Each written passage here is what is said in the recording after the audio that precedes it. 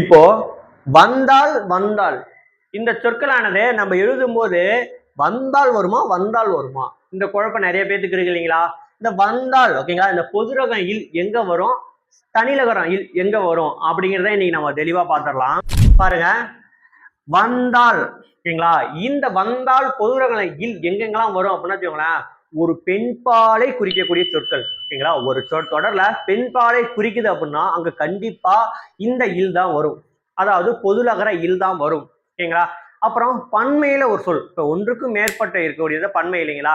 அப்ப பன்மையில ஒரு சொல் குறிக்கணும் அப்படின்னா இந்த பொதுரக இல் தான் பயன்படுத்தணும் ஓகேங்களா. ஒரு தொடர்ல ஒரு வினை முற்றா அமைஞ்சுது அப்படின்னா அந்த வினை முற்றானது இந்த பொதுரகம் இல்லாதா இருக்கும் ஓகேங்களா. ஒரு வினை முற்று ஒரு தொடர்ல அமையுது அப்படின்னா அந்த தொடரானது இந்த இல்லாதான் இருக்கும் ஓகேங்களா. இந்த இல் வராது. ஏன்னா இந்த வந்தால் அப்படிங்கிறது ஒரு வினை எச்சம் ஓகேங்களா, இது வினை முற்று ஓகேங்களா. இந்த வந்தால் அப்படிங்கிறது ஒரு வினை முற்று, இந்த வந்தால் அப்படிங்கிறது ஒரு வினை எச்சம். இதை நல்லா தெளிவா ஞாபகம் வச்சுக்கோங்க. பாருங்க, நேற்று அவள் வந்தாள், நேற்று அவள் வந்தாள். அவள் அப்படிங்கிறது என்னது, ஒரு பெண்பால். அப்போ ஒரு பெண்பாலை குறிக்கக்கூடிய இடத்துல இங்க பாருங்க பொதுரக இல் தான் வரும். வந்துருச்சுங்களா? இங்க இந்த இல் தான் வரும். வந்தால் இந்த இல் போடக்கூடாது. ஏன், இங்க ஒரு பெண்ணை குறிக்கிறோம் சரிங்களா. பாருங்க, பள்ளிக்கு சீருடையில் மாலா வந்தாள். அப்ப பள்ளிக்கு சீருடையில் யார் வந்தால், ஒரு பெண் இல்லைங்களா. அப்ப பெண்பாலை எங்கெங்கெல்லாம் குறிக்குதோ அங்க இந்த பொதுரக இல் தான் வரும் சரிங்களா.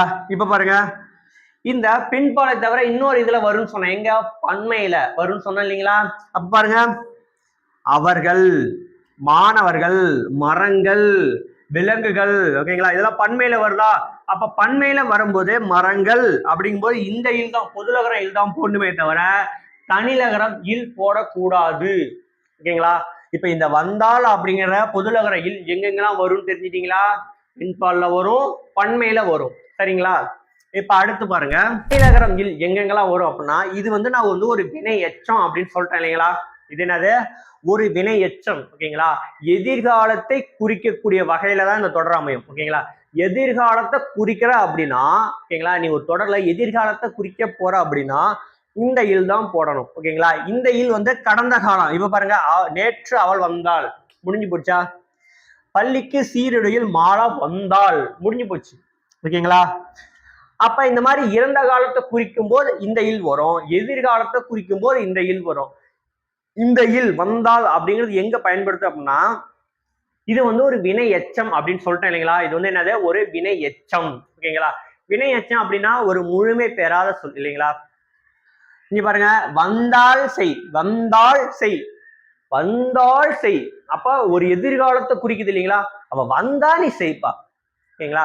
அப்ப வினை எச்சம்னா என்னது, ஒரு சொல் வந்தால் அப்படின்னு சொல் வந்து இன்னொரு சொல் வந்து அது கூட இணைவதற்கு காத்து கொண்டிருக்கிறது. வந்தால் அப்படி ஒரு சொல் இருக்கா, அது கூட இன்னொரு சொல் இந்த செய்ங்கிறது வந்து இணையும் போதுதான் இது வந்து ஒரு தொடரா அமையும்.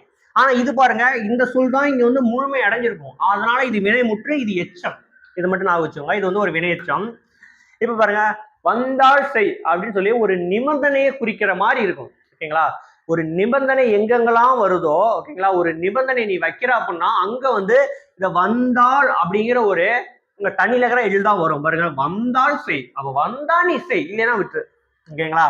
பாருங்க, அவன் வந்தால்தான் விளையாட போவோம் ஓகேங்களா. அவன் வந்தாதான் நாங்க விளையாட போவோம்பா, இல்லைன்னா நாங்க போக மாட்டோம். அப்ப அவன் வந்தால், இப்ப வந்தால் சொல்லி எதிர்காலத்தை குறிக்குது இல்லைங்களா. ஒரு நிபந்தனை வைக்கிறோம் இல்லைங்களா, அவன் வந்தாதான் நாங்க போவோம், இல்லைன்னா நாங்களாம் போக மாட்டோம் அப்படின்னு சொல்லி நம்ம ஒரு நிபந்தனை வைக்கிறோம் இல்லைங்களா. அப்ப ஒரு நிபந்தனை நீ வைக்கிற அப்படின்னா அங்க இந்த வந்தால் ஓகேங்களா தனிலகரம் இல் தான் போடணுமே தவிர இங்க பொதுலகரம் இல் அங்க வராது ஓகேங்களா. பாருங்க, நீ சீக்கிரம் வந்தால் உனக்கு பரிசு கிடைக்கும் ஓகேங்களா. நீ சீக்கிரம் வந்தா உனக்கு முதல் பரிசு. ஏய், நீ சீக்கிரம் வந்தாதானே உனக்கு பரிசு, இல்லைன்னா இல்லடா அப்படின்னு சொல்றோம் இல்லைங்களா. அப்புறம் நீ சீக்கிரம் வந்தால், அப்ப நீ சீக்கிரமா வந்தா நாளைக்கு உனக்கு பரிசு கிடைக்கும், இல்லைன்னா இல்ல. அப்ப எதிர்காலத்தை குறிக்கக்கூடிய வகையில இந்த தொடர் அமையுது, ஒரு இறந்த காலத்தை குறிக்கக்கூடிய தொடர்ல இந்த அமையுது சரிங்களா. இப்ப வந்தால் வந்தால் எங்க வரும் அப்படிங்கறத நீங்க தெளிவா தெரிஞ்சுக்கிட்டீங்களா, இல்ல எந்த வித குழப்பமும் இல்லைல்ல. ஏதாவது உங்களுக்கு குழப்பம் ஏற்பட்டுச்சு அப்படின்னா கீழே கமெண்ட் பண்ணுங்க ஓகேங்களா. மீதி இருக்கக்கூடிய 5 விதிகளை அடுத்தடுத்த வகுப்புல நம்ம பார்க்கலாம் சரிங்களா.